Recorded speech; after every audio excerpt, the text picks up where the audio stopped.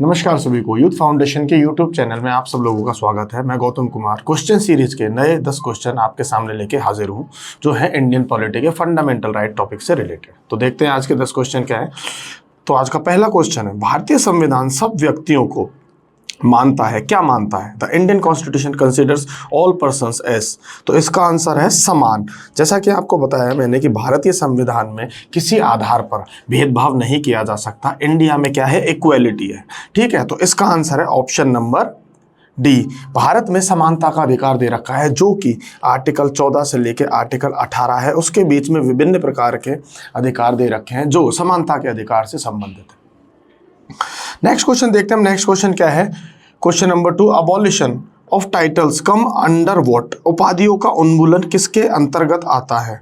तो इसका correct answer है राइट टू इक्वालिटी। जैसा राइट टू इक्वालिटी आर्टिकल 18 जो है, आर्टिकल 18 है, यह उपाधियों का उन्मूलन करता है, यानी कि अबॉलिशन ऑफ टाइटल्स। इसमें सिर्फ सैन्य या फिर शैक्षिक यानी कि मिलिट्री या फिर एकेडमिक टाइटल लगाने का अधिकार है, और कोई भी टाइटल लगाने का अधिकार नहीं है। तो जो अबॉलिशन ऑफ टाइटल है वो राइट टू इक्वालिटी में आता है, और राइट टू इक्वालिटी जो है अपना आर्टिकल 14 से लेके 18 तक चलता है। नेक्स्ट क्वेश्चन देख, क्वेश्चन नंबर 3 क्या? समस्त भारतीय नागरिकों को समानता के लिए आश्वस्त कौन करता है? Who assures equality for all Indian citizens? तो इसका आंसर है option number D is the correct answer. Bharat का जो संविधान है उसके जो आर्टिकल 14 से लेके 18 है, और मेनली आर्टिकल 14 जो है वो समानता की बात करता है, और इसमें यह कहा गया है आर्टिकल 14 से लेके 18 के बीच में कि भारत में जाति, धर्म, नस्ल या मूल वंश या बर्थ, प्लेस ऑफ बर्थ या फिर जेंडर के बेसिस पे भेदभाव नहीं किया जाएगा। तो ये जो आंसर है इसका आंसर है D. Option number D is the correct answer. Next question है, निम्नलिखित में से किस परिस्थितियों में भारत में स्वतंत्रता के मौलिक अधिकार को कम किया जा सकता है? In which of the following circumstances the fundamental right of freedom is curtailed in India? तो ये एक ही कंडीशन में इसको कर्टेल किया जा सकता है, वो है नेशनल इमरजेंसी। नेशनल इमरजेंसी लगाई जाती है आर्टिकल 352 में, और आर्टिकल 358 ये बोलता है कि जैसे ही नेशनल इमरजेंसी लगती है, किस किस के आधार पर? वॉर, जैसे ही नेशनल इमरजेंसी लगती है, वॉर और एक्सटर्नल अग्रेशन यानी कि युद्ध और बाहरी आक्रमण के आधार पर लगती है, तो अपना जो आर्टिकल 19 है वो ऑटोमेटिकली क्या हो जाता है? सस्पेंड हो जाता है। तो इसका आंसर है option number C. Next question देखते हैं, question number 5, which of the following fundamental rights can not be suspended even if emergency is declared in country? निम्नलिखित में से कौन सा मौलिक अधिकार देश में आपातकाल घोषित होने पर भी निलंबित नहीं किए जा सकते? तो इसका आंसर है ऑप्शन नंबर ए। जैसा कि मैंने आपको पहले बताया था कि आर्टिकल 19, आर्टिकल 20 और 21 है। अगर भारत में नेशनल इमरजेंसी भी लग गई, राष्ट्रीय आपातकाल भी लग गया, तो इन दो अधिकारों में, इन जो अनुच्छेदों में जो अधिकार दे रखे हैं उन्हें निलंबित नहीं किया जा सकता। इस प्रावधान को 44वें संशोधन 44th कॉन्स्टिट्यूशनल अमेंडमेंट एक्ट से जोड़ा गया। उससे पहले ये इन आर्टिकल्स को भी सस्पेंड करने का प्रावधान था। नेक्स्ट क्वेश्चन देखते हैं हम, question number 6, article 19 of the Indian constitution protection of certain rights relating to freedom of speech is related to? भारतीय संविधान का अनुच्छेद 19 बोलने आदि की स्वतंत्रता किस अधिकारों को संरक्षण किससे संबंधित है?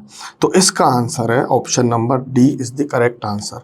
जैसा कि मैंने आपको बताया कि जो फ्रीडम ऑफ स्पीच है वो आर्टिकल 19 के क्लॉज 1 के सब क्लॉज ए में दे रखा है, जो हमें बोलने, वाक स्वतंत्रता और अभिव्यक्ति की जो स्वतंत्रता है उसका अधिकार देता है। तो वो किसका पार्ट है? वो है फंडामेंटल राइट्स का पार्ट है।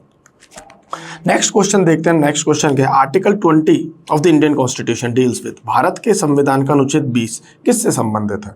तो इसका आंसर है option number C is the correct answer. यह अपराधों के संबंध में दोष सिद्धि से संबंध में संरक्षण देता है कि किसी व्यक्ति को अगर पुलिस वाले उठाकर ले गए हैं, पुलिस वालों ने अरेस्ट कर लिया है, तो उसके पास क्या क्या अधिकार होंगे।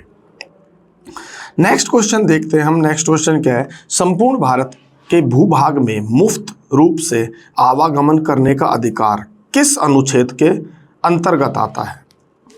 Right to move freely throughout the territory of India is come under which of the following article?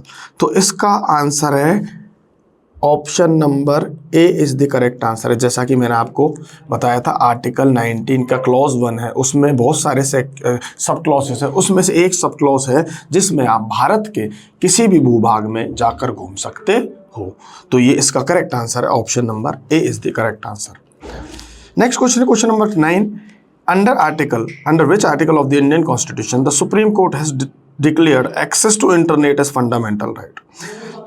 Internet का अधिकार, एक्सेस टू इंटरनेट, किस अनुच्छेद के अंतर्गत मौलिक अधिकार की श्रेणी में आता है? तो इसका आंसर है option number A is the correct answer, जो हमें बोलने की स्वतंत्रता देता है। अब हमें बोलने की स्वतंत्रता है, राइट टू स्पीच है, तो उस बोलने के लिए हमें जानकारी चाहिए, और इंटरनेट जो है वो हमें जानकारी प्रोवाइड कराता है। इसीलिए जो इंटरनेट का अधिकार है वो आर्टिकल 19 आर्टिकल 19 के तहत एक मौलिक अधिकार है।